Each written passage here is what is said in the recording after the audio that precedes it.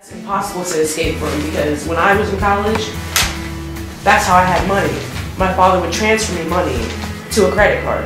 So I went a little haywire, you know what I'm saying? And I racked myself up some credit card debt when I was like 17 years old. And I had to get that gone because I knew that I wouldn't be able to get loans or cars or anything. So I mean, people are gonna make mistakes. And I think that, like, you know, they're gonna just feel a little intimidated because we know so much.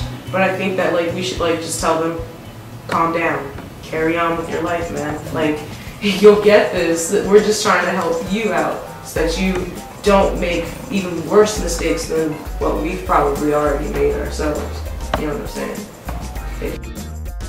Or, you know, you should be learning about it when you can count.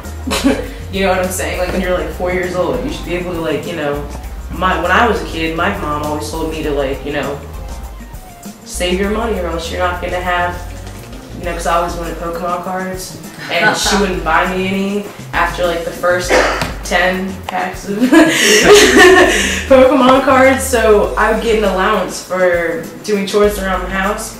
And so if I wanted that new holographic Pokemon card, oh, I had to save like 3 allowances to go get that because I had to go get it from the special store before my neighbor took it. So that was, we had a war.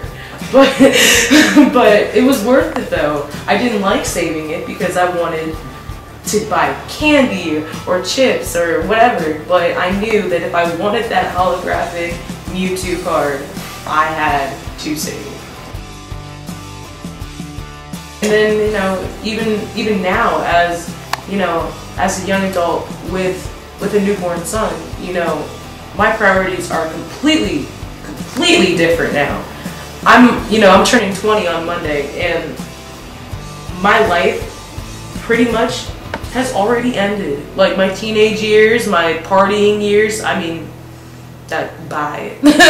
I've got 18 years of other people's bills. You know, like I have to take care of my son's expenses. I have to take care of my expenses. I have to literally devote all of my money towards the betterment of my son because that's my responsibility because he's too young to do that himself. You know, if I didn't know any of these concepts, I'd be pretty screwed, to put it mildly.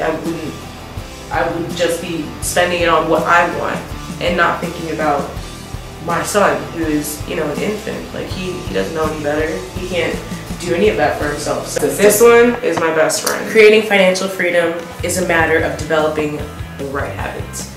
And so when I get a job, it's gonna be more than 55% in the living expenses chart, I promise you. Well, growing up, I grew up in a really privileged area. I grew up in Bethesda. So, you know, like a lot of kids have, their parents are diplomats, or their parents are like, you know, big corporation owners, and they have that money and they're used to being given whatever it is that they want. They see it, boom, they got it. You want that new car? I got you. I want that. No, you're gonna save up for that, Alyssa. Right. You're going to earn that. You're not just gonna get that. You're going to actually work. You're gonna get good grades in school. You're gonna do stuff around the house. You're gonna babysit. You're gonna have little odd jobs, small jobs. So basically, like, because when you get what you want all the time, it doesn't build character at all. No, right. At all. Right. You just know that you're gonna get it because you're spoiled. You didn't work for it. Exactly. You didn't work for it. You're like, I don't know. I know I don't have to work for it. I have the money. I know I don't have to do that. So yeah, I think that what my parents did was right. I didn't like it because I always had like, oh, those clothes are so last year, like those girls. Now I'm just like, I don't care. I'm happy with what I have. I don't need all this other stuff to make me happy because that's material happiness, not anything else. Life is a journey, and so is the management of money.